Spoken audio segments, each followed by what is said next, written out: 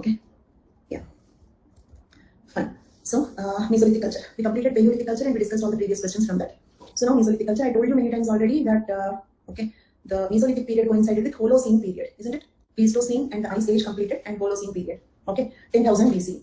So it also affected the flora and fauna, isn't it? When Ice Age is completed, and how it affected, we have already discussed. The large mammals migrated to the poles and all that. So the flora and fauna also changes. So when that changes, even the culture should change. Okay, when the culture changes, even the tool types should change. Right? Man reacted positively to these changes for his survival, adaptations. Okay, so whenever the environment changes, man also should change to adjust to the situations. This resulted in two things. First one is modification of the tools, isn't it? How the tools modified? How the tools modified because of the Holocene climate? The tools became smaller, microlithic. Then modification of his living pattern, So these are the two changes. Now these things I have already explained, isn't it? When the power grip changed into precision grip, the core tools evolved into flake tools. I hope you remember this. Then after that, Holocene, okay, the man became daytime hunter, but the nights were colder, so man wanted clothes and he wanted to cover the hut, okay, during the colder nights because the air disappeared. For that, he needed needle-like tools, so borers, points, number increased. Then large mammals migrated to polar region. He wanted to hunt the smaller animals, bow and arrow. The physical activity decreased, body fat accumulated, fertility increased, population density increased. He wanted to, okay, shift from food gathering to food production economy. Clear? Food gathering to food production economy. So let us see some previous questions here from Mesolithic, how the questions are coming. Elucidate Mesolithic culture and associated rock art with examples from India. Okay, rock art I told you we will discuss separately. Okay, then okay, so here they're asking rock art more specifically. So this question not immediately but later. Then examine the regional variations of Mesolithic culture in India. Regional variations of Mesolithic culture in India, right? Okay, for such questions mapping is important. I told you, please remember that. Then discuss salient features of Mesolithic culture in India with special reference to Western India. Okay, so they are particularly asking on Western India. Then one more question. What stage is known as incipient stage of food production? Do you remember this? This question, like, have you seen this question in the previous question somewhere? So what stage is known as incipient stage of food production? Point out major cultural features of this culture stage. Illustrate your answer with total examples from specific area in the world. Specific area in the world, that is the question. Okay, so why it is Mesolithic? I think in neo-evolutionism, God and child concept, I told you this, right? We discussed and mentioned this question when we were discussing the neo-evolutionism, right? When we were discussing God and child. Okay, yes, God and child gave a word called Neolithic revolution. Neolithic revolution means food production got revolutionized, okay, during the Neolithic. So if it got revolutionized during Neolithic, it should have started in the Mesolithic. And how we can say that it started in the Mesolithic? Based on these flowcharts, right? Okay, body fat, fertility, population density, food production paved path to Neolithic revolution. Okay, so Mesolithic stage paved path to the Neolithic revolution. So Mesolithic period is the incipient stage of food production, right? So these are the questions. Okay, and one thing, when they ask aside from the world, you can quote Indian site also, because India is also in the world only. The problem comes only when they specify which site they want. Is it clear? Remember this point in the paper one also. If they ask a question like this with some examples or with some specific area in the world, then also you can quote Indian example. You can write Indian Mesolithic culture, no problem. The only problem is if it comes with a specific site in the world. Okay, there. So this is how the questions are asking, except rock art. Rock art we will discuss separately at the end. So this we are focusing on tool technologies. Okay. So now coming to this one. Okay, first let us see that regional variation. Okay, regional variation. For example, name of the Mesolithic site. Okay, if the question includes the words distribution or regional variation, this is the table you have to write. Understood? Okay, the table. All the points are included in the table. Okay. Then, so for example, name of the Mesolithic site, Bagor. Where it is? Rajasthan. Okay. It had microlithic industry. Thousands of microliths found. They are considered smallest across Indian site. Smallest tools across all the Indian sites were found in Bagor. Then other features include stone paved habitational floors. Okay, means just like we have flooring. Okay, our homes we have flooring. So they also have stone paved habitational floors. Human burials and bones of wild animals. Okay, bones of wild animals indicating that they might have hunted. Its people lived on hunting and gathering and pastoralism, right? Okay, so how do we know that pastoralism? Because, say, for example, along with the human burials, if the herd animals are found, say, for example, pig bones are found or sheep bones are found, some buffalo bones are found, then we can understand that it is pastoralism. Wild animal bones are also found. It means it is hunting and gathering. So like this, we can estimate about the culture. Okay, what economy they had. Then this site was excavated by William Mistra in 1967. Then one more thing. For example, let us suppose they ask question with Bagor site. Okay, it means what? Right, about Bagor. They don't usually ask so specifically. And if they ask very specifically, it will be a very popular site like Bhimbetka, Soan Valley, Madras culture.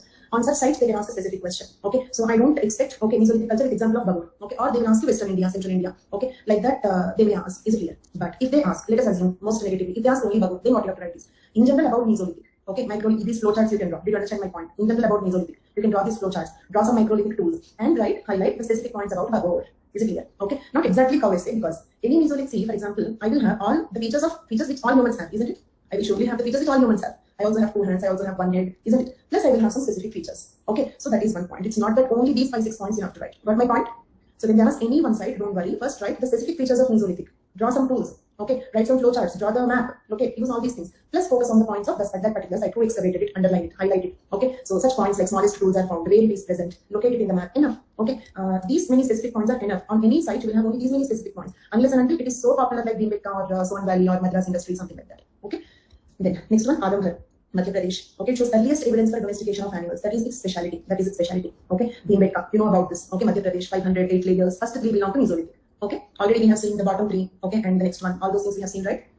Okay, so first three Mesolithic. Fourth one Upper Paleolithic. Fifth one Middle Paleolithic. The last three Lower Paleolithic. Okay, those are the 8 layers. Stratigraphy. For example, relative dating technique when you write stratigraphy also you can use this example. Discovered by B.S. Vakankar, largest sites excavated by V.N. Mishra. Okay, so these are the specific points about Bhimbetka. Remaining as it is. Common for all Mesolithic. Okay, I hope you are getting my point. Then lacunae in Gujarat shows reference of geometric microliths. Geometric microliths means what? Geometric, symmetric. Okay, means what? Say for example, a tool like this. Okay, it's geometric, it is symmetric. My tab will not let me draw symmetric. If I put pen somewhere, it will write somewhere else. So imagine, okay, symmetric. If you cut it into two halves, the two halves look alike. Is it clear? Geometric, properly shaped, symmetric. Geometric microliths. Human skeletons found buried in crouching position, indicating some ritual. Okay, like folded like this, indicating probably this would be a ritual. And the earliest evidence of burial of the dead. Okay, so lacunae is the first evidence where we got the evidence for human burial. First evidence of human, that is its speciality. Each site will have some speciality, plus it will have all the general features. Excavated by H.V. Sankaria. Okay, then after that, like there are a few more points about lacunae. Presence of wild and domestic animals means hunting and gathering and pastoralism, some degree of pastoralism. Tools include geometric microliths like lunate, trapezes, and some other types of blades. Okay, could you recollect these tools? Is the picture coming? Yes, lunates, trapezes, yes. There. So like that, there is another site in Tamil Nadu. It's a group of level sites of microlithic clusters, especially in the tradition of bifacially pressure flaked points. Point means what? All, border, all these are called points. Bifacially pressure flaked. I hope you remember pressure flaking, right? Then Sarai Nahar Rai in Uttar Pradesh. Okay, dated around 8000 BC, oldest Mesolithic site. Important findings are living floor with hearth. Hearth means what to say? Like have a Hindi word in your Hindi word you can give. Okay, a place where we cook, a traditional thing where we cook. Right? Hearth, chula, yes. Okay, yes. So human burials in specific posture with one skeleton having microlith pierced in a bone, suggesting war between the groups. Okay, one of the skeleton is having a microlith pierced in the bone, in the human bone, in the dead human's bone. There is a microlith pierced, indicating war between the groups, isn't it? War between the groups. Domesticated animal bones were found, indicating pastoralism. Indicating pastoralism. Okay. So now examine the regional variations of Mesolithic culture in India. Okay, can you write this answer? Rock art, leave it. Last we will discuss. Okay. So some basic introduction about Mesolithic and this table and map. Introduction about Mesolithic table and map. In the map, locate Sarai Nahar Rai, Devi, Bhimbetka, lacunae and all that. Okay. Then after that, salient features of Mesolithic culture in India with special reference to Western India. Which example you will quote from this? Right. So like that you have to decide. Right. Then next, what stage is known as incipient stage of food production? Point out major cultural features of this stage. Mesolithic. Major cultural features you can write. Microlithic, those flowcharts you can draw. And illustrate your answer to the example from a specific area in the world. Okay. So you can write 1 or 2 sites like Bhimbetka, Bagor. You can write 1 or 2 sites. Right. So except rock art, can you attempt the remaining 3 questions from Mesolithic? Right. Then. So now let us see some common points. These flowcharts we have already discussed. These are general points about Mesolithic. In the table, what we have seen are specific points about different regions. These are in general about Mesolithic. Okay. Then, till recently, the very existence of Mesolithic culture in India was in doubt. Okay. Till recently, it was doubtful whether we really had Mesolithic tools in India or not. Because of the paucity of stratified evidence, we did not get much evidence. Okay. Then why? Probably because of the high population density and excessive human activity, agriculture, and all that. In the process, the tools will be lost, isn't it?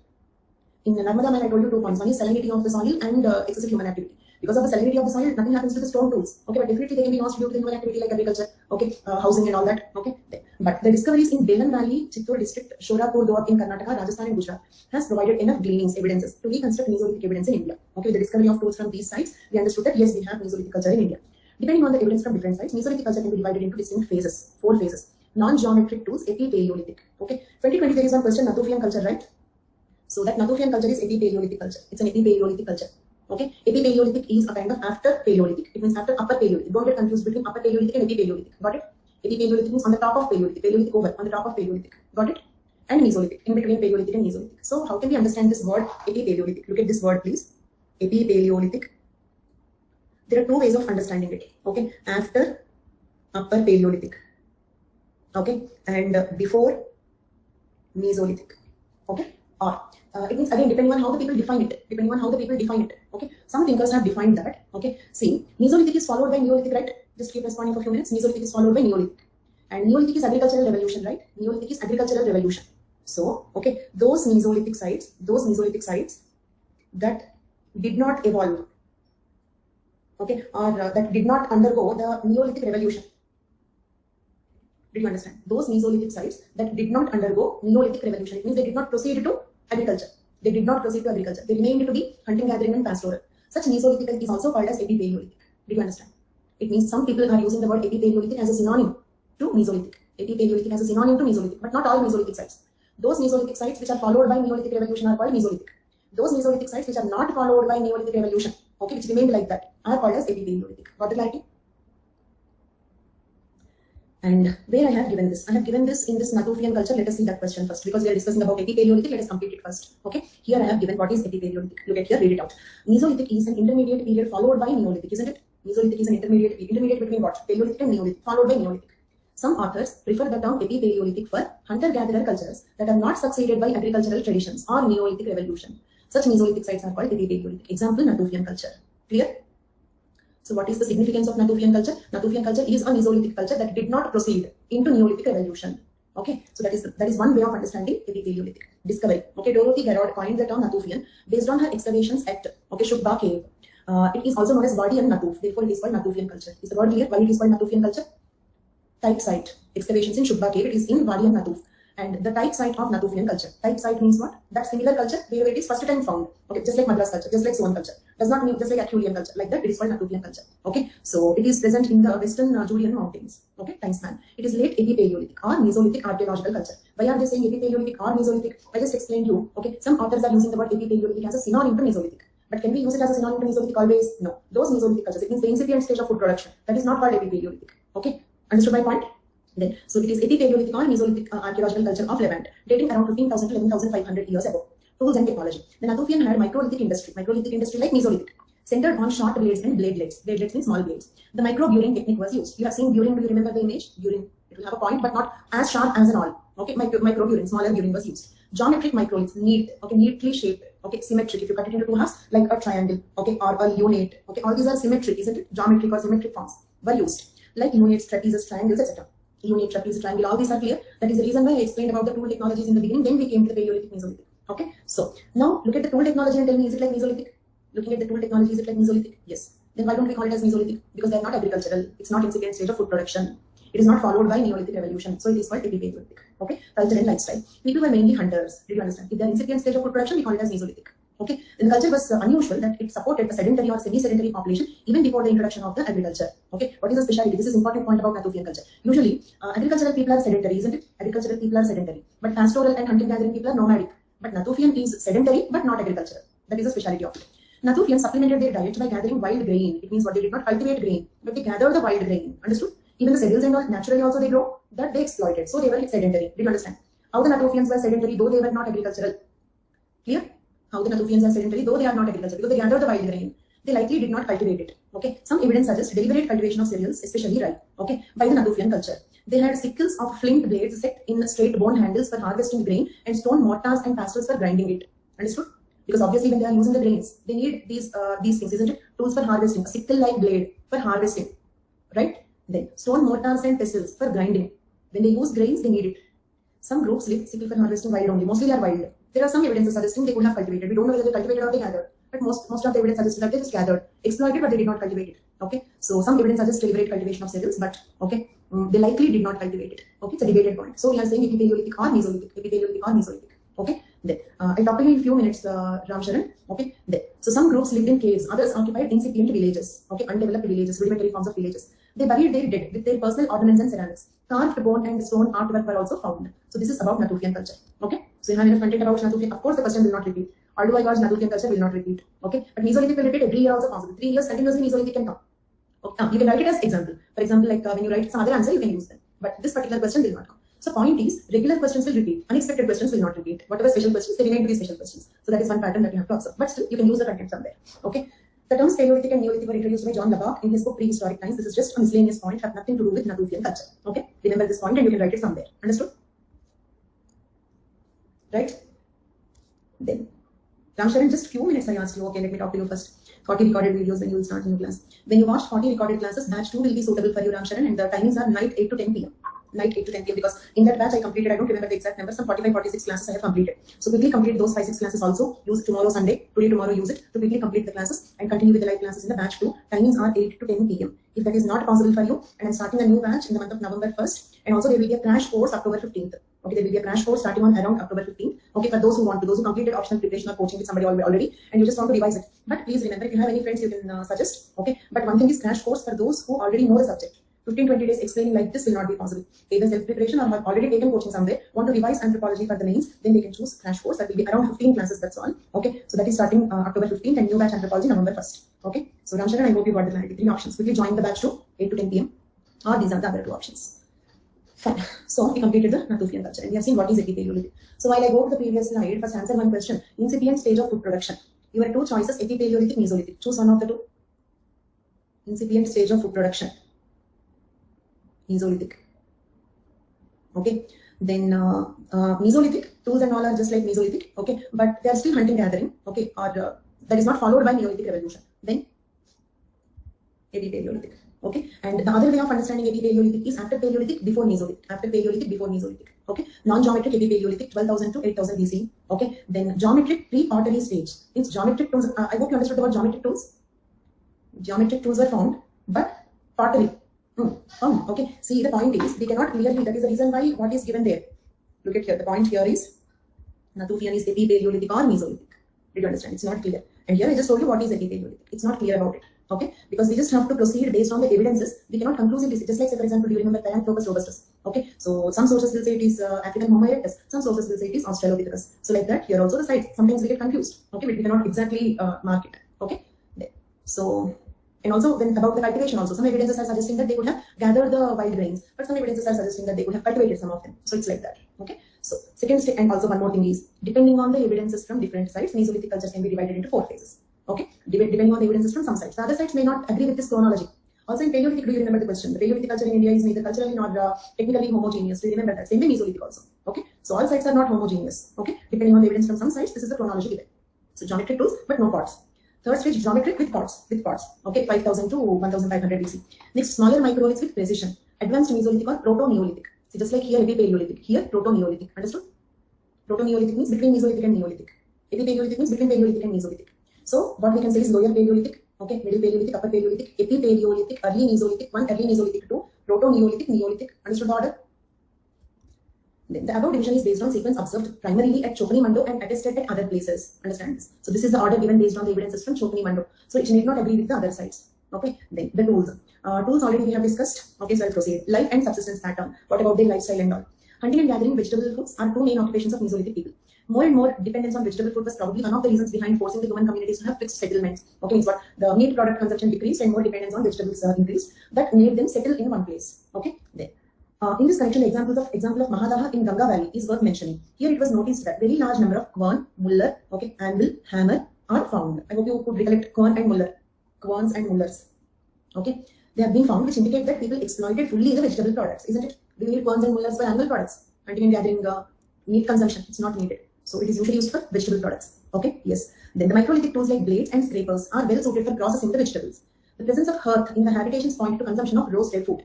The evidence points out that man depended more on vegetable food than animal food. Next, hunting methods. Use of composite tools. Do you remember this? Composite tools, many microliths attached to a stick.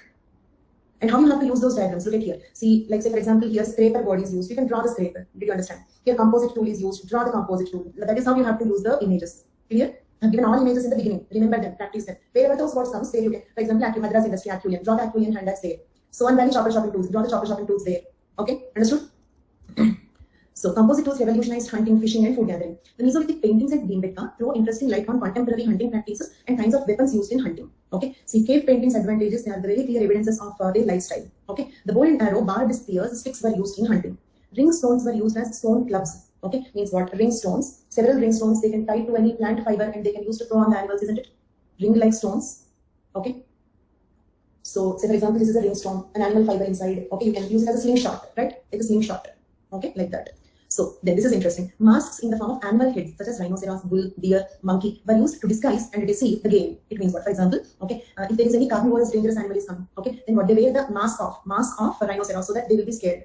Okay, bull and all, deer and monkey to mislead the carnivorous animal. They will think that this is again and it will come. Okay, and once any animal falls behind them, what they used to do is, okay, in one of the scenes, animals are shown falling down a cliff.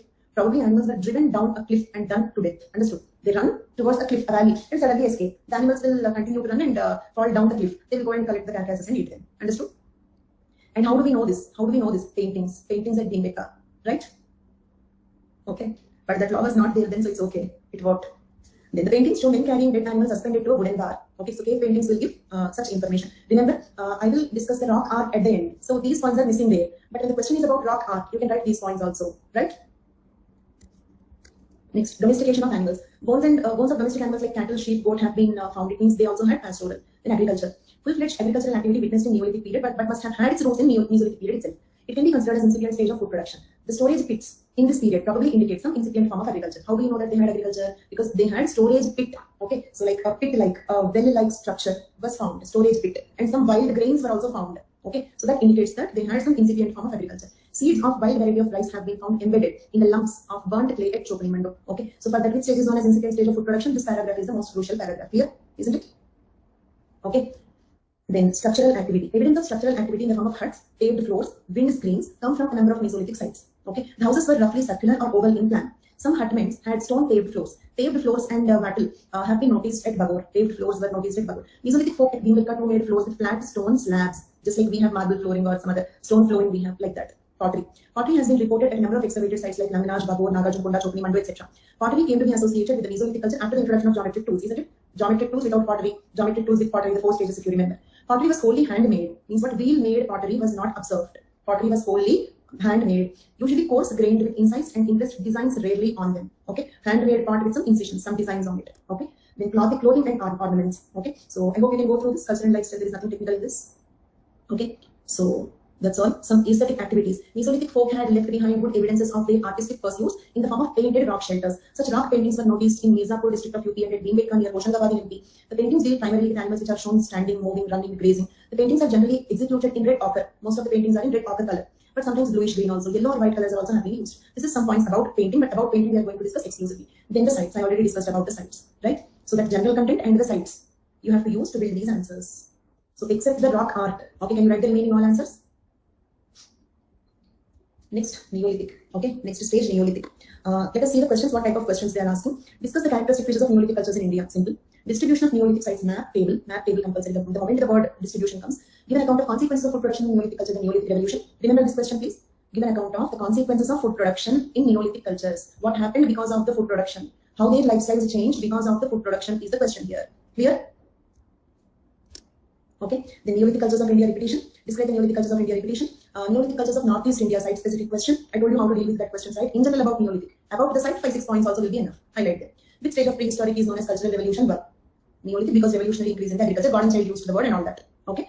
Then discuss the characteristics of Neolithic culture of India. This particular question minimum 5 times repeated, isn't it? General question. Here, this one, this one, this one. Okay. This 5 times Neolithic cultures of India. Okay. 1 question site specific. Okay, 1 question why it is called cultural revolution. 2 questions on cultural revolution, isn't it? This is also what happened because of the food production. So that is also about Neolithic revolution. So 2 questions on Neolithic revolution, 5 questions on Neolithic cultures of India distribution. Okay, 1 site specific question. Okay, so with that 24 questions, previous questions, right? The term Neolithic refers to the last stage of the Stone Age. The period is significant for its megalithic architecture. Megalithic architecture. Also, there was a question megalithic culture in India, 18 or 19. I don't remember exact year. I don't remember, but I've given that model answer. But 3-4 questions are given model answers also. That I kept at the end last. Okay, megalithic architecture means what large stone monuments. Clear? Spread of agricultural practices and use of polished stone tools. We know about all these points. Agriculture, we know polished tools, polishing, pecking, grinding, we know. Okay. Then agricultural economies developed while hunting gathering activities were reduced. Is it a revolution? Let us see that. In order to reflect the deep impact that agriculture had over the human population, God and Child popularized the term Neolithic revolution in 1940s. For these 2 questions, is the sentence crucial? This sentence crucial for these 2 questions, right? There.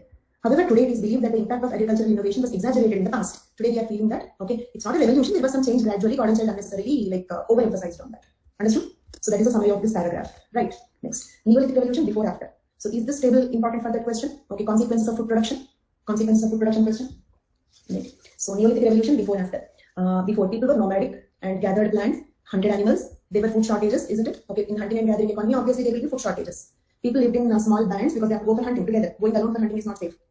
People were either hunters or gatherers. This is before Neolithic revolution. After Neolithic revolution, people settled down in one place. People grew vegetables, that is farming started. People domesticated the animals. Food surplus started. Okay, before Neolithic revolution, there was no surplus. Large populations lived in villages, isn't it? Food gatherers are small populations. Food production economies are large populations.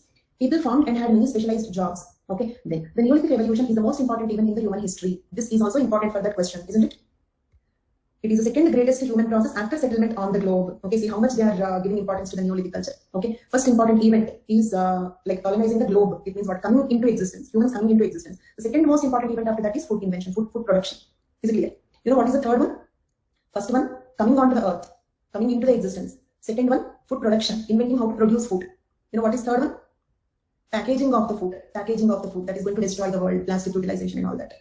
Okay, so total global warming, how much like everything is associated with so much of pollution with plastic and all. So that is another very important event. Okay, then when people have farms and permanent settlements, okay, food production, they started to think, isn't it? Okay, when they're always constantly running behind the animals, can they think?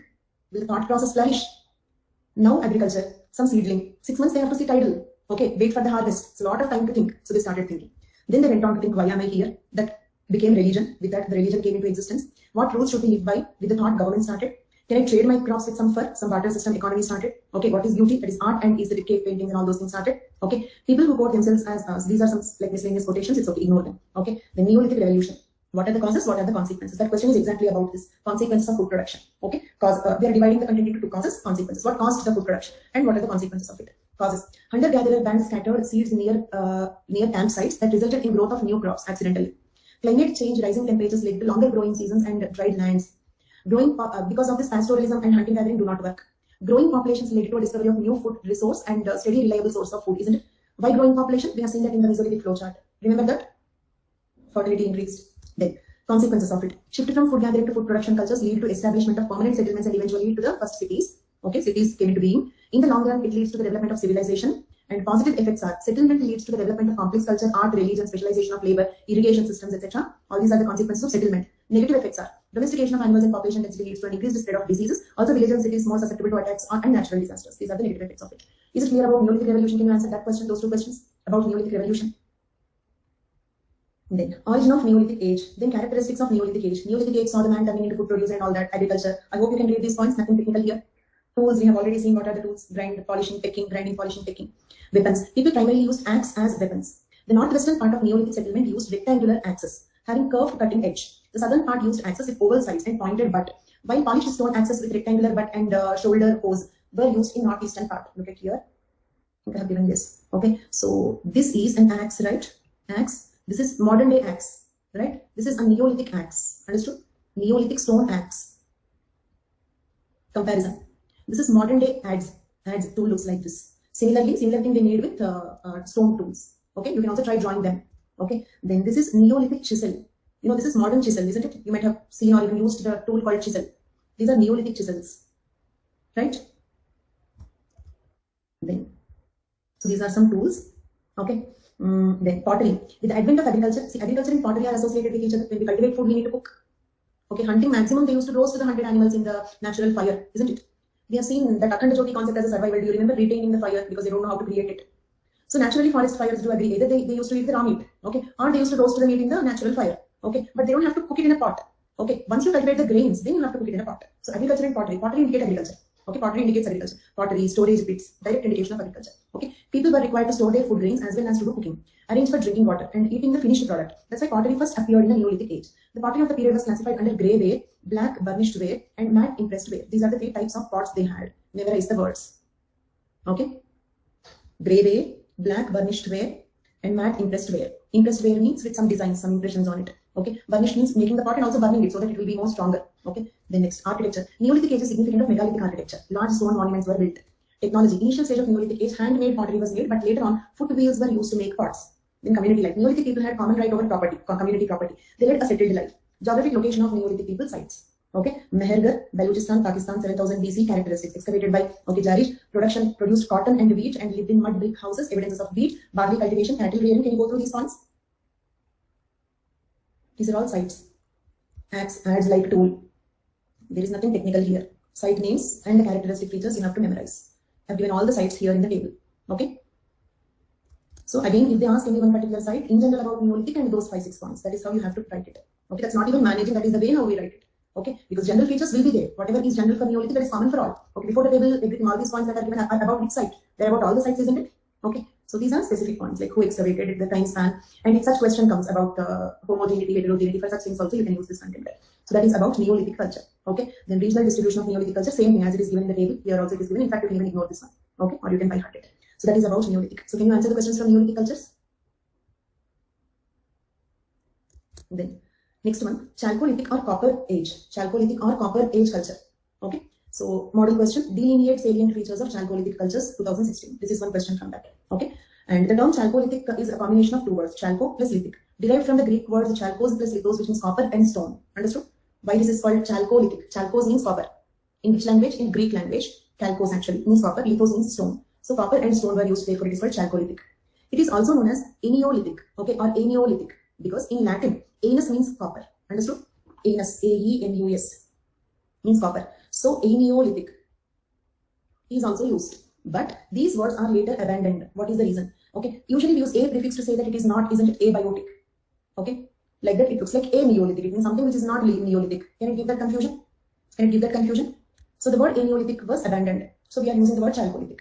Okay, Chalcolithic, Aeneolithic both mean the same. Aenus means copper in Greek, and Chalcos means Aenus means copper in Latin. Chalcos means copper in Greek language. So we are using the word Chalcolithic. It means copper and stone tools were used. Okay. Then again regional distribution. Okay, so Chalcolithic culture, sites of Chalcolithic culture. Okay, it means these are different regional variations of Chalcolithic culture, right? For example, Ahara Banas culture. Okay, it is found in Ahar, Balathal, Giland, etc. Settlement of Ahar culture were larger than settlements of Kayatha culture. The distinctive feature is black and red ware. Pottery is characterized by black and red ware, painted in white on exterior. Okay, so can you go through these points? There is nothing to explain in this. What are these? These are regional names of Chalcolithic culture. Regional names of Chalcolithic culture. Okay.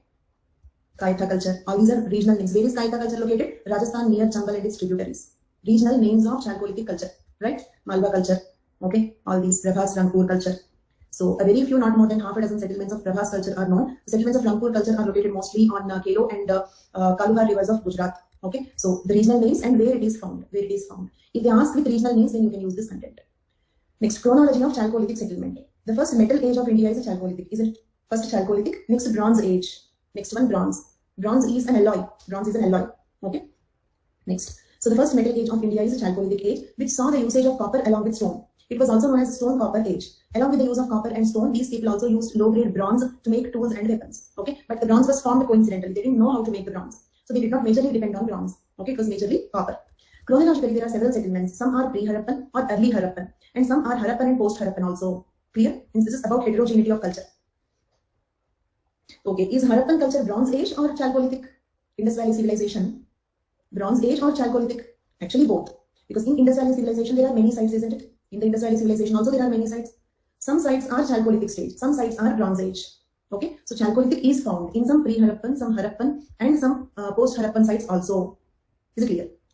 Predominantly it is Bronze Age. IBC, one word is Bronze Age. But some villages, all are not cities. In Indus Valley civilization, all are not cities. There are many villages. There are many very primitive places. Okay, I'll give you a best example. Okay, today are we in the state of civilization or what?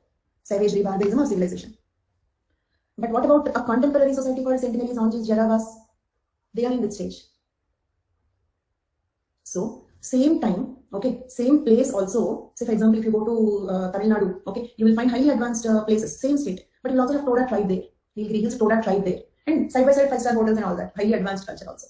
Okay, so did you understand the point here? So IBC is Bronze Age. Does not mean that lower level cultures did not exist in the nearby places.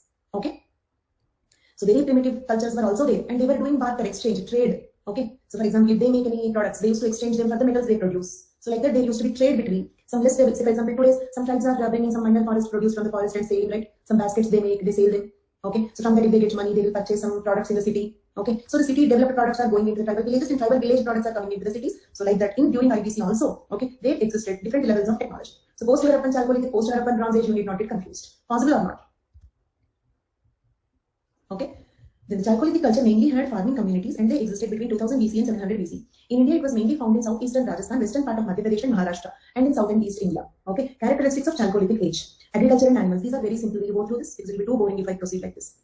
Animals such as sheep, buffalo, goat, cattle were found. Okay. People of Navdatoli grew there. It's a plum and linseed. Cotton was produced in black cotton soil. Okay. Nothing technical here. Traces of rice cultivation were also found. Then tools and weapons. Metals such as copper and its alloys were used to make knives, axes, fishing hooks, chisels, pins, and rods. These are the tools. Houses. Use of bricks was extensive during Chalcolithic of Harappa, but there are no traces of burnt bricks. Okay. Bricks were found, but not burnt bricks. The planning of houses was simple, which are either rectangular or circle. The walls of houses were made from mud and plastered with cow dung and lime. Okay. Houses were mostly had only one room, but sometimes multi-roomed. For influential people, large mud houses with 5 rooms, 4 rectangular, 1 circular in the center. Okay, 1 circular in the center. Okay, remaining rectangular, around the circle rectangular. Understood? Such houses were built. And you can draw like this. In Inamgaon, ovens and circular pit houses are found. Pottery, okay, black and red pottery, ochre colored pottery, okay, were found. Isn't it? Such pots were found in IBC also, Indus Valley civilization also. Okay, and why that is called ochre colored pottery? You might have heard the word ochre colored pottery. Because Neolithic, Paleolithic, probably till Neolithic, it means maybe in ancient history might not have done very much in detail. But IBC must have done in detail, right, in your history subject? Ochre colored pottery. Why that is called ochre colored pottery? Because it is made up of clay, porcelain, etc. And gave ochre color on hands of archaeologists. When I hold the pot, the hands got ochre color. Therefore, they are called as ochre colored pottery. Right? Burials. People buried their dead in the floors of their houses in the north-south direction and along with pots and copper objects. Means they believed in life after the death. In Nevasa, children were buried with necklaces around their necks with pottery of the copper. These children were mainly from affluent families. In Taita region, bodies were found with 29 bangles and 2 unique axes. All these indicate some death rituals and belief in life after the death, isn't it? Okay. Next, art and craft. The specialty of Chalcolithic culture was wheel-made pottery, okay, mostly of red and orange color. Pottery was painted in linear designs, mainly in black pigment, and was decorated with different shapes. Designs of flowers, vegetation, animals, and birds were used. Black and red pottery came into existence for the first time. Okay. Importance of Chalcolithic phase. They knew the art of smelting. Okay, copper smelting. Okay, smelting means like purifying the copper from the ore. Okay. They used painted pottery for the first time. Mostly all used black and red. Wheel-made pots were found for the first time. The pots were used for cooking, storing, drinking, eating, etc. Use of lota and thali for the first time. Lota means glass, thali plate, right? So lota and thali were used for the first time. Chalcolithic people were colonizers. They lived in colonies. In peninsular India, there were large villages and a large amount of cereal cultivation is also known. They grew wheat, barley, lentils, rice, etc. People from Taita, Inamgaon, etc. were well off, while the people from Chiran and Pandu Raja Devi were poor. Limitations of Chalcolithic phase. Chalcolithic people could not make full use of domestic animals as they used them only for food, not for milk. Okay, they domesticated the animals, but they could not make full use of the domestic animals. Okay, they thought that milk is for the animal young ones. They could not exploit the milk. They used only for the meat products. Then Chalcolithic sites in Indian subcontinent. Okay, site names. Okay, different regions and the names of the sites. This will be used for site-specific questions, right? Okay. Then, so these are all regions and the site names. This is all you have to by heart. Okay. Then next we are discussing the Harappan civilization. Proto history, Indus Valley civilization, Harappan. Okay, pre-Harappan, Harappan, post-Harappan cultures. Clear? Then Indus Valley sites. The sites are important if they ask distribution. Harappa. Okay, and excavated by Dayaram Sahni. Major findings are sandstone statues of human anatomy, bullock carts, granaries, coffin burials. They used to bury the humans in the coffins. Mohenjo-daro, okay, and like excavated by R.D. Banerjee, and important sites are Great Bath, okay, you might have heard about this Great Bath, granary, bronze dancing girl, seal of Pashupati or Mahadev, then bronze buffalo. These are important findings, okay. So like that, this is all you have to by heart. Can I proceed? Can I proceed with the details? Site names and important discoveries. Site name, location, excavated by whom, and major findings. Okay. Now Harappan civilization, and probably I think we will be completing it today itself. So Monday I will take that human genetics, that is this one. We are left with DNA fingerprinting and recombinant DNA technology. Those two techniques we are left with. So probably even Monday can be the last class. Okay, if we complete IBC today, even Monday can be the last class. So please be prepared about it. Okay. Okay. So if I cannot complete holism, I have to remember it too. Okay. I will discuss. So either Monday or Tuesday is your last class. Okay. Then Harappan civilization. Pre-Harappan Mehergar. Mehergar is a Neolithic. It means what? Okay. Not only Chalcolithic. Neolithic settlements are also there in IBC. Understood? Pre-Harappan Mehergar. Mehergar is a Neolithic site to the west of Indus River Valley. The earliest evidence of cattle herding in South Asia comes from the Indus River Valley site of Mehergar, dated 7000 YBB. Then while there is a strong continuity between Neolithic and Chalcolithic, Chalcolithic is also Chalcolithic is also copper and stones, right? So Neolithic and Chalcolithic there is a very much continuity. Okay. So while there is a strong continuity between Neolithic and Chalcolithic cultures of Mehergar, dental evidences show that Chalcolithic populations did not descend from Neolithic populations of Mehergar. What do you mean by this? Go through the statement once. Strong continuity between Neolithic and Chalcolithic. First of all, do you agree with this? Do we have a continuity between Neolithic and Chalcolithic? Okay. Then, but dental evidences. Okay, means what? The tooth are found based on, from the tooth we can do the DNA testing also. From the teeth we can do the DNA testing. Dental evidences suggest that the Chalcolithic population of Mehergar did not descend from the Neolithic population of Mehergar. Understood? Means they both are different settlements. Means another migration or colonization should have occurred during Chalcolithic. Yes. So another colonization, okay? Not only population, not decreasing. Descend means what? Here descend means ancestry, genetic similarity. Is that clear? Descending means genetic similarity. We don't have genetic similarity, okay, or ancestry between the Neolithic population there and Chalcolithic population there. It means the Neolithic people were one settlement. Like say for example, today we are discussing about Aryan migration. So at that time also some people could have migrated there. Some people could have migrated there. So this is about the pre-Harappan. Next, early Harappan. Early Harappan. Early Harappan, also known as Ravi phase, named after the nearby Ravi river. It lasted from 3300 BCE to 2800 BCE. The beginning of Indus Valley civilization or Harappan culture coincided with Bronze Age around 3300 BC. The Bronze Age literally referred to the times when most advanced metalworking used bronze, an alloy of tin and copper. So most of the IVC is Bronze Age. Bronze is an alloy of tin and copper. Okay. Mature Harappan. Okay. According to Geosan et al., the slow southward migration of monsoons across Asia initially allowed the Indus Valley villages to develop by taming the floods of the Indus and its tributaries. Understood? How the Indus Valley civilization should have started. Okay, southward migration of the monsoons. Okay, so rain-fed cultivation plus, okay, flood. Okay, floods were tamed. Floods of the Indus River and its tributary were tamed. How do they tame? By building some small canals and all that. Okay, so Indus Valley villages developed by taming, using, okay, the floods of the Indus and its tributaries. Flood supported farming led to a large agricultural surpluses, which in turn supported the development of cities. It means agricultural surplus is invested in the development of cities. Understood? They did agriculture, that created surplus. So what they will do with the surplus? The surplus invested in the development of cities. Surplus invested in the development of cities. So that is how almost like it is one of the earliest, most ancient civilizations of the world, isn't it?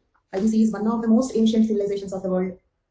Brooke further notes that development of advanced cities coincide with reduction in rainfall. Okay, see, for example, if the rainfalls were very good, so probably they could have continued with agricultural economy only. Okay, so the cities development coincided with the reduction of they already became rich, agricultural surplus. Now they have surplus. Now the rainfall decreased. So what happened? Cities flourished. Clear for all of you? Which may have triggered reorganization into larger urban centers. Urban centers include Harappa, Ganeriwala, Mohenjo-daro in modern-day Pakistan, Nolavira, Kalibangan, Rakhi-Gari, Rupar, Lothal in modern-day India. These are the urban centers of IBC. Clear? Urban centers of IBC. Then, Indus Valley civilization, also known as Harappan civilization, because Harappa was the first site discovered, isn't it? Why Indus Valley civilization is called Harappan civilization? Because Harappa is the first site excavated, first site discovered. IBC, also known as Bronze Age civilization, as bronze was the most prominent metal used. Okay, I told you already. It does not mean that other metals were not used. Neolithic settlements are also there in IBC. But the most prominent metal used was bronze. So in one word, what is IBC? Means Bronze Age civilization. Okay. No, this is not flood theory of IBC decline. This is flood theory of IBC beginning. Got the difference, Ratish? This is not flood theory of IBC decline. Flood theory of IBC beginning. They used flood-based irrigation. Like that, they generated surplus. That invested in the cities, developed the cities. Okay. Still, we did not start discussing about decline. So they must not have declined by flood later in months. There are theories about it. We are going to discuss. So this flood theory is about how the civilization started. Okay, how the Indus Valley civilization declined. We have theories. Aryan migration theory we have. Okay, so diversion of the again migration of the monsoons, river changing the direction. There are many theories about it. That comes at the end. We are still in the beginning. There is a lot of IBC story pending. Okay, so this is okay. The floods shifted to that particular place. They used floods. Okay, they tamed the floods, did the agriculture, generated the surplus, invested the surplus in cities, formed one of the first cities of the world. That is how the civilization started. If the monsoons further shift, if the monsoons further migrate, okay, the IBC could have declined. But there is one theory about the decline. Okay, clear till now? So whether it is Neolithic, Chalcolithic, Bronze Age, one word if you want, Bronze Age. But in IBC, do we also have Neolithic and Chalcolithic? Yes. Okay, then are all of the IBC sites the cities? No, these are the cities. There are many villages also. There we have like Neolithic, Chalcolithic settlements as well, right? See, total 1052 cities and settlements have been found. So how do you expect all of them to be Bronze Age? Understood? This is all about the introduction. Introduction about mature Harappan or actual Harappan. Okay, pre-Harappan is pre-Harappan, post-Harappan is not actually Harappan civilization. The actual Harappan civilization is mature Harappan. Then, features of Harappan civilization, Bronze Age. Harappa was discovered by excavator Dayalan Sahni in 1921. Isn't it? You might have studied in history. Second site discovered was Mohenjo-daro by R.D. Banerjee. This is second site. The excavation was led by Sir John Hubert Marshall. These three names are important. Now, how the questions are coming. How the questions are coming. What we have to focus. Questions are coming in detail. Like, look at here. Town planning in Harappa. It's not total IBC. Only about town planning. Next. Religion. Only Harappan religion. Not total Harappan civilization. Only about religion. Did you understand how the questions are coming? Okay, you can use GS material also. What you wanted to say? Adish, you want to ask that or what? I didn't understand that. Okay, so only on town planning or only on religion. This can be used in GS and GS can be used in this. Not only this, throughout your UPSC preparation, your anthropology knowledge can be used in writing your essays, ethics papers, social justice, Indian society. Okay, use it. And what you study in your GS papers, polity, economy, okay, history, use it in anthropology. Okay, so that way you can improve the quality of both. Clear? Okay. So only on town planning, only on religion. Okay, and this one, like what kind of society may be reconstructed from archaeological evidences of Harappan culture? Means town planning, religion, trade and commerce, all they are asking, isn't it? 26 questions they're asking all. On the whole, how is their society? Next one, significance of Harappan civilization sites from India. Okay, so this is a little more focus on the sites. Okay, more focus on the sites. Okay, there. So now let us proceed. Remember, I have given so much of information focusing on each because on each a question is possible. Only on governance and authority, only on technology like that. Okay, so let us see that.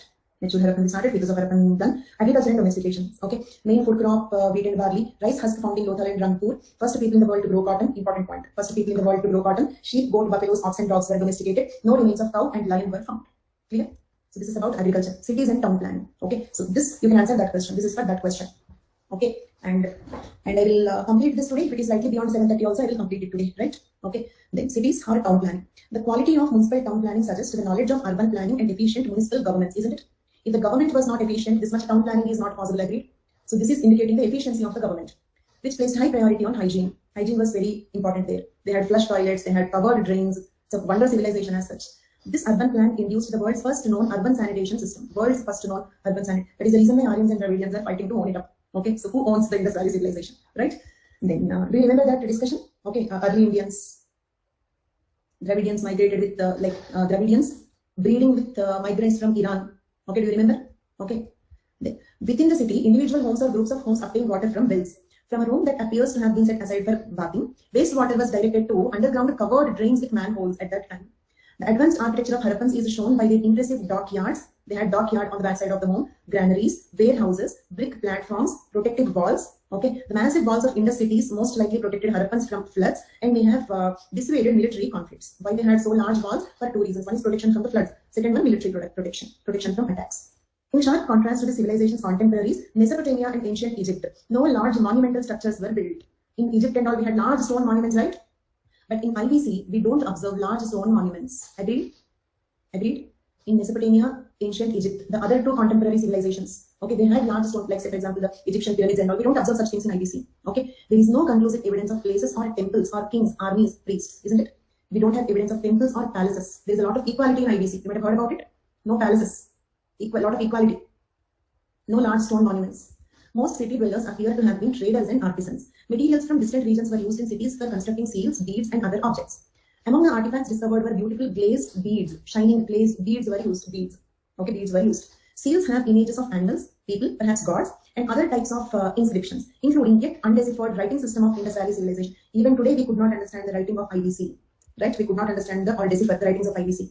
Some of the seals were used to stamp clay on trade goods and most probably had other uses as well. They used seals for what? To put stamp on the traded goods, right? At the western end of the site is an area known as citadel. This is very important. Okay, citadel, cemetery, H. Okay, these are very important keywords to write. At the western end of the site is an area known as citadel. This area of the city was built on the top of a mound of bricks. Look at here, this is citadel, right? Built on mound of bricks, isn't it? These are all the mound of bricks, right? Very high mound of bricks. And there were steps, isn't it? There were steps onto the top of it. Steps onto the top of it. This is citadel. Okay. So this area of the city was built on the top of mound of bricks, almost 12 meters high. A large staircase ran up the side of the mound. Right? Clear? 12 meters high. This is a staircase. This is citadel. Several large public buildings and structures like Great Bath. What is a Great Bath? Okay. This is something like in some, like say for example, some temples or gurudwaras, you will have a large pond where the people will take bath, isn't it? Ritual bath. Okay. So that kind of place we can observe. This is the only evidence of any kind of public ritual performances or religious activities. Otherwise, we did not observe any big temples or palaces. Got it?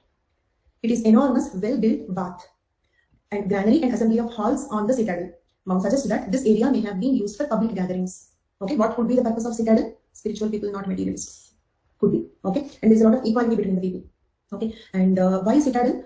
Two possibilities. Okay, the granary and assembly of halls on citadel. What all are there on the citadel?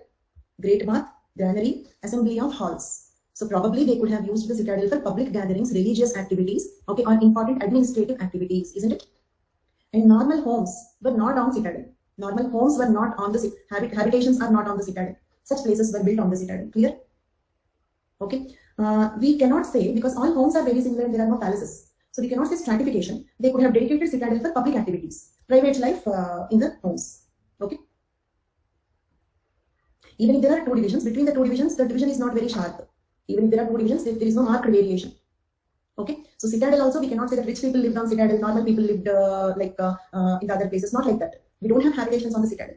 Public gathering places are there on the citadel. Okay. So this indicates probably for administrative activities, public gatherings, religious gatherings, they might have used the citadel. Okay. And normal day-to-day living, okay, in the other places. Small buildings, which were probably homes, do exist on citadel mound. However, they are not common. Understood? Few small homes were found on citadel, but they are not common. Most of the homes were, okay, in the other places. Most of the houses were located in the lower town. Arrangement of houses follow the grid system like linear. Clear till now? Lamp posts, okay, means like our street lights we have. Okay, like we have the street lights. Lamp posts at regular intervals indicate street lighting. Houses were 1 or 2 storied, made up of burnt bricks. Size of the bricks also standard, 1:2:4.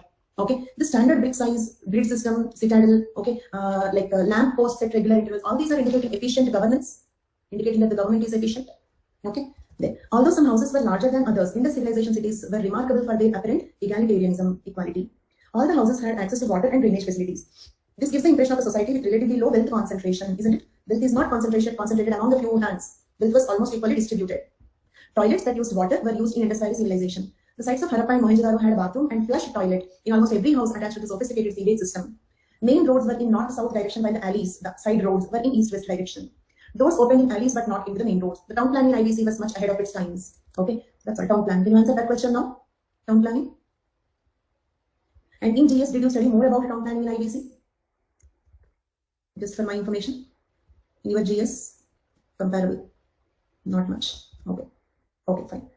Then after that, authority and governance. Given the similarity in artifacts, the evidence for planned settlements, standardization of brick size, the establishment of settlements near the sources of raw materials suggest effective governance. There were no single ruler, but several cities like Mohenjo-daro had a separate ruler. Okay. Harappan society had no stern rulers and everybody enjoyed equal status. Technology. The people of Indus civilization achieved great accuracy in measuring lengths, mass, and time. They were among the first to develop a system of uniform weights and measures. This one. These are uniform weights and measures.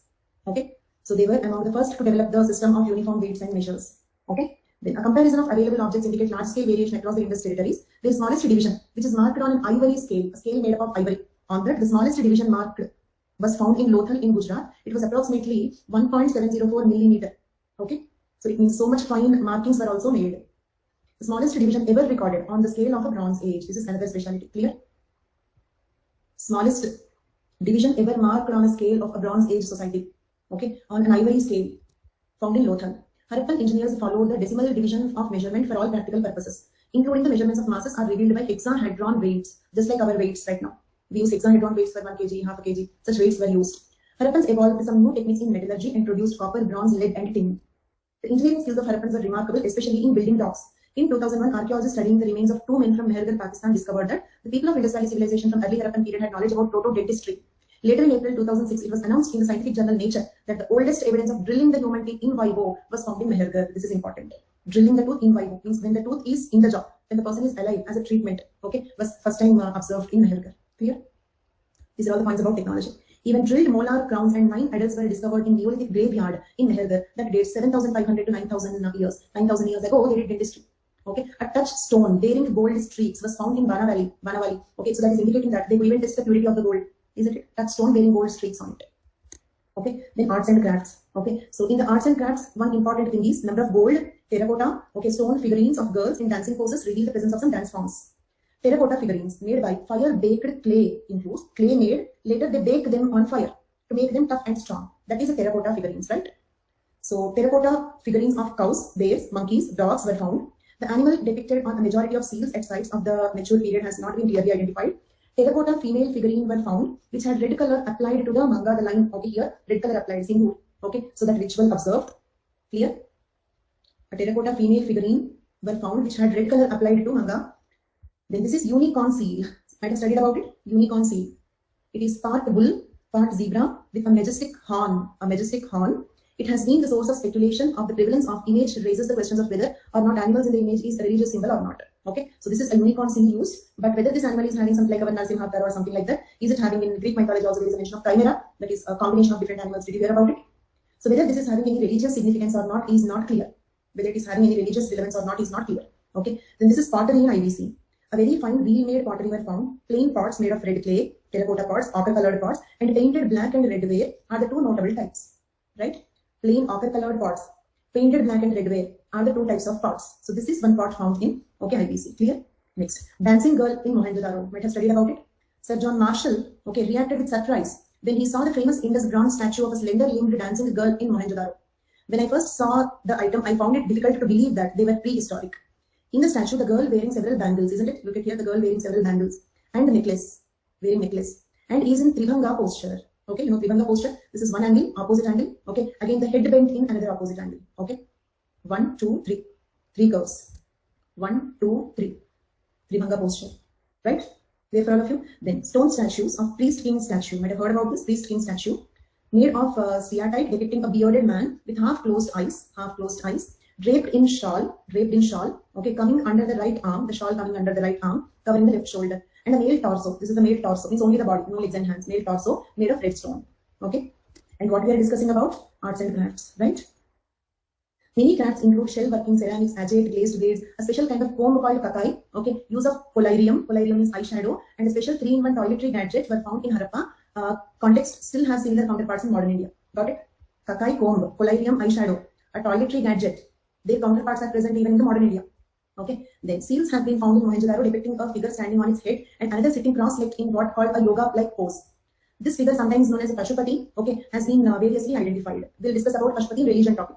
Sir John Marshall identified the resemblance of Hindu god Shiva. If this can be validated, it would be the evidence of some aspects of Hinduism. Okay, predate the earliest texts, the Vedas, isn't it? Proto-Shiva. If this is proven, because many different religious people are claiming this statue. So if it can be proven that this is really Shiva statue, then it means the Hinduism is much more ancient than Vedas. Clear? We'll see more about this Pashupati in religion topic. A harp-like instrument depicted on an Indus seal and 2 shell objects found at Lothal. The Harappans also made various toys and games, among them cubical dice. Okay, cubical dice were made found in Mohenjo-daro. Okay, this is all arts and crafts. Clear? Next, trade and transportation. You can go through that because you know this. And language. It has often been suggested that bearers of IBC correspond to Proto-Dravidians linguistically. Right? In early Indians also we have seen that point. Linguistically also the language is having some similarity to Proto-Dravidian language. Okay, breakup of Proto-Dravidian corresponding to the breakup of late Harappan culture. Finnish Indologist Asko Karpola concludes that uniformity of Indus inscriptions precludes any possibility of widely different languages being used. Okay, means what, there is a lot of uniformity in the Indus script. Okay, so many languages could not have existed here. They could have spoken only one language. Okay, then writing system, language, and all. You go through this, right? Then let us see religion in IBC. Religion in IBC. An early and influential work in the area that set trend of Hindu interpretations of archaeological evidences from Harappan sites was John Marshall, who in 1931 identified the following as prominent features of Indus religion. So who said that Indus religion is somewhat similar to Hinduism? Who said that Indus civilization is somewhat similar to Hinduism? John Marshall. So he gave the prominent features of Indus religion. A great male god, a mother goddess. Okay, great male god. Okay, mother goddess. These are the 2 important things they found. Okay, great male god and a mother goddess. Deification or veneration means what? Person treated as god. Okay, deification or veneration means a person. Anthropomorphic gods. Okay, a person treated as god. Deification or veneration of animals and plants, symbolic representation of phallus, that is linga, and vulva, that is yoni, and use of baths and water in religious practices. Marshall's interpretations have been much debated and sometimes disputed over the following decades, isn't it? All these indicate even today Shivlinga is in this form. Okay, so all these things have similarity to Hinduism according to John Marshall, but they are debated. Let us see what are those debates. One Indus Valley seal, Shiva or Pashupati seal, shows a seated figure with horned headdress. Look at here, seated figure and headdress, horned headdress, isn't it? Seated figure, horned headdress. Okay, possibly tricephalic, 3 heads possibly. Look at here, 1. Can you see the 2 other nose? Possibly tricephalic, 3 heads.